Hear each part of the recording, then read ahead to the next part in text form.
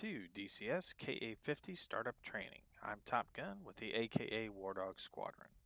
I'll be working today off of checklist version 1.3, and like my other checklists, if you see any steps in red text, that means those are items that if you're responding into a new aircraft, those positions, those controls will be in the correct position already for a startup.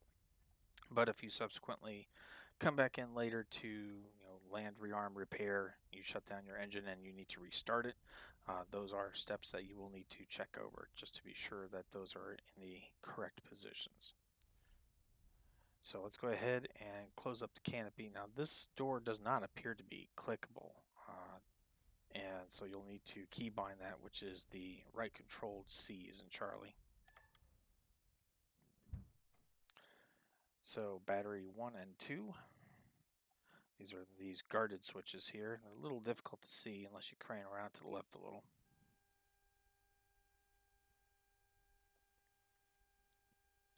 DC-AC inverter, that's one of the items in red text. It's already up on position.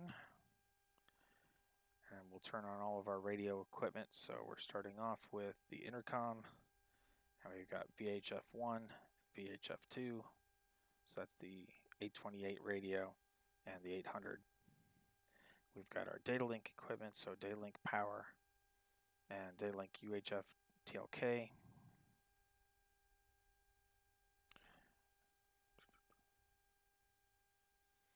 And let's go ahead and do the fuel tanks. So we've got forward and aft pumps.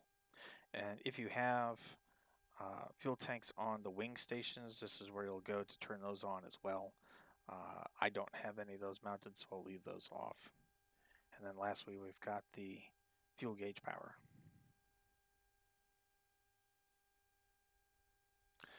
From here, we got to crane around behind us and hit the hydro trans ecran power switch, which is this, into the down position, and then put the guard over it.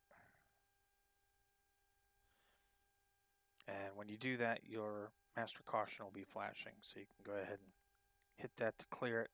And while you're at it, you can do a lamps test over here on this switch.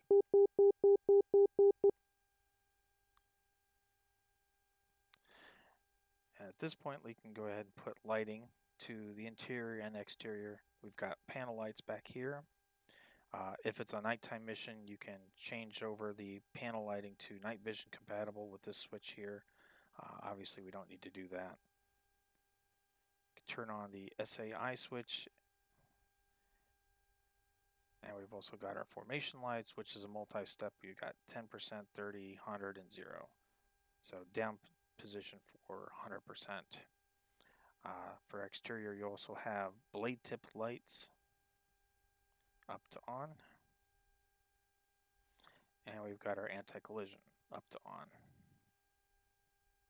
And oddly enough, they also have one more overhead. You've got your nav lights. Why they didn't put that along with the rest of the lighting, I don't know. Again, this is a 10, 30, 100%. So down position for 100%.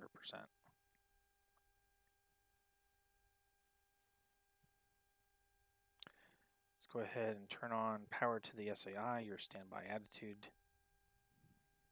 And after a couple of seconds, you can go ahead and uncage that instrument by mouse wheeling over this knob right here.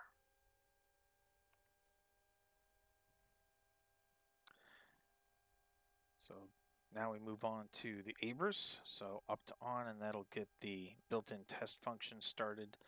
That'll take a couple minutes to get finished.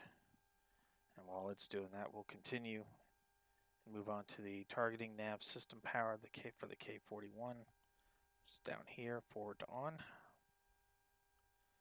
And let's turn on the fire extinguishing system. So pull this cover up, and you need to click on that twice so that you can close the cover. And like I think the Mi-8 works the same way, this aircraft has two different extinguisher bottles. The first one is automated, so the first fire that the system detects, it will automatically discharge bottle 1 into that compartment or the engine. If there's additional fires after that, the second charge is not automated, so you'll need to pull this cover up, switch this over, and then hit the second one. but for now we'll just leave it in automatic. So let's turn on the fuel to the APU. So pull this cover up, switch up to on. And now we're going to get started on the engine. So we want the engine work mode, needs to be in start. That's already in the correct position, up to on. And engine selector switch, that is set already to APU, which is what we need it to be. That's basically the center position on that stick. And let's go ahead and hit the start button for the APU. And your controls for your indicators for that are over here. You got temperature, and then you got the status messages. And point of note is I've got the English cockpit activated. So that's not a third-party mod, that's built into the sim itself. So before you jump onto a server, go into your controls in DCS, the little gear icon at the top, and select the special tab, and then on the left hand side select the aircraft, so in this case the KA-50, and on that page there's a drop down for cockpit, and just go ahead and select English in that, and you should be good to go at that point. But definitely highly recommend doing that. Okay, so now that we've got APU up and stabilized, let's move on to the engine. Well, let's get clearance from ATC first for engine start. So I'm at crash door center. You can dial, unlike some of the other Russian aircraft, you can dial in frequencies manually here.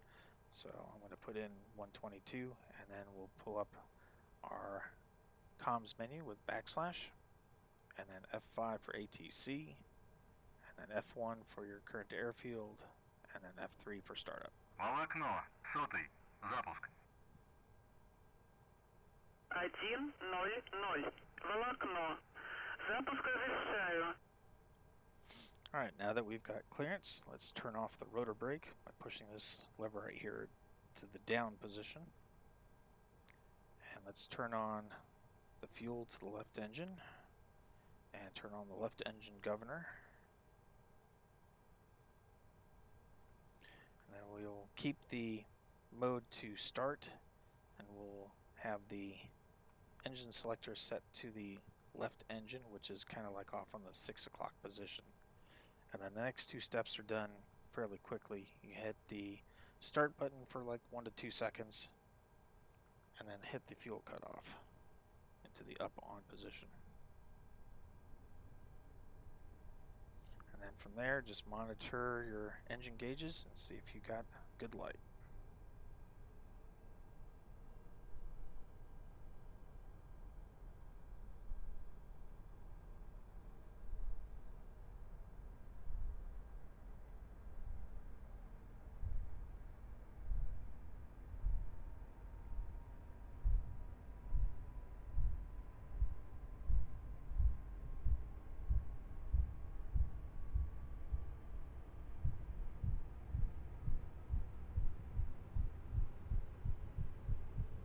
So it'll stabilize at around 70% RPM.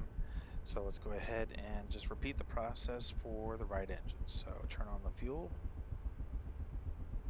and then turn on the governor. And we're leaving the mode in start mode, and we'll switch the engine selector over to the right engine position, which is off on the like 5 o'clock position. And then hit the start button for 1 to 2 seconds, and then hit the cutoff valve. So left engine is needle number 1, and right engine is needle number 2. So just something to remember: if you lose one of your engines, you got to keep this straight so you know which engine it is, and you'll get other clues as well. So you can check your temperature gauge for left and right engines, just to double check that you got the right one that you're going to shut down in case of a failing or inoperative engine.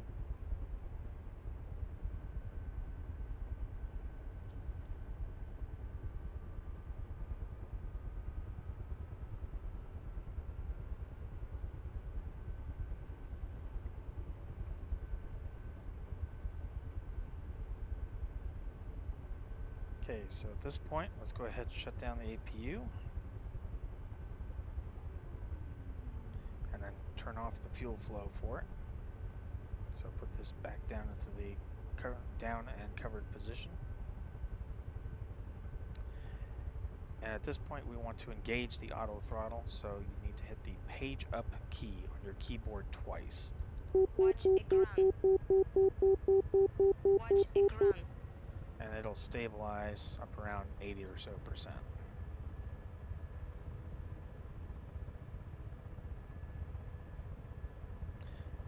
from here we can go ahead and turn on the left and right generators. So there's the left, there's the right. Go ahead and turn on the INU and the INU heat switches. That's just back behind your right shoulder up to the on position. And while you're back there, also turn on the laser warning system power. And lastly, back here you want the countermeasures up to on.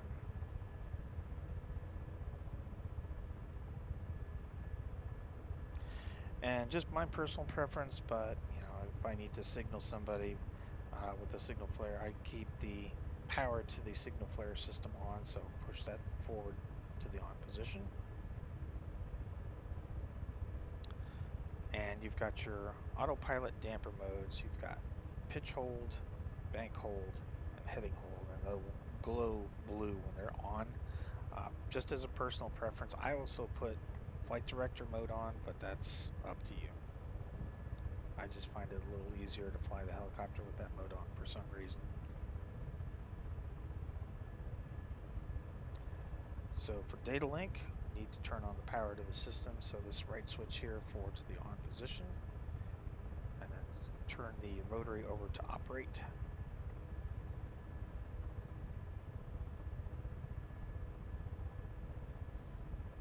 And for the 800 data link system, you can set your channel. You can be 1, 2, 3, or 4. Typically the commander will be, the flight lead will be 1, so I'll set mine to 2. And you can set your mode to either wing lead or wingman, or just turn it off. Generally speaking, most people in the flight are going to be wingmen, and the lead will be leader. At this point, let's go ahead and turn on power to the ejection system. And yes, this helicopter does have an ejection seat. Basically, the counter-rotating blades above us have explosive bolts mounted, so when the ejection handles are pulled, those explosive bolts blow and the centrifugal force will fling the blades clear, and then you just go straight up. And as far as I know, this is the only helicopter currently in active service that actually has that kind of protective system. So hopefully they'll produce others sometime soon, but for right now, this is it. Next, we'll go ahead and turn on power to the weapon systems. So put that up and guard it. And now navigation systems up to on. And just to make life easier later, we'll turn our laser into standby, which is forward to on.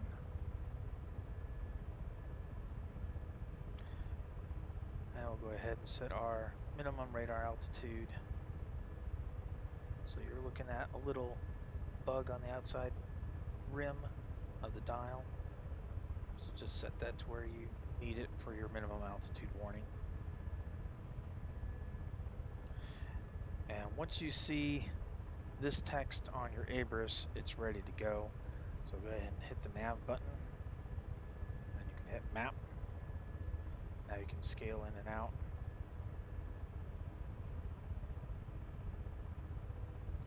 And I'll probably have to do a whole lesson just on the ABRIS, but that'll be for a future time. At this point, pretty much the only thing left to do is set up your countermeasures.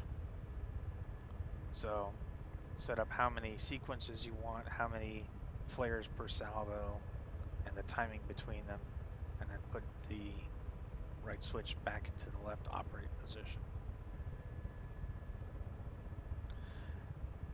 At this point, you're pretty much good to go. You're cleared to proceed with contacting ATC for taxi clearance. This does have wheels instead of a skid, so you can taxi over to various spots on the airfield without having to do hover checks and whatnot. But at this point, you're good.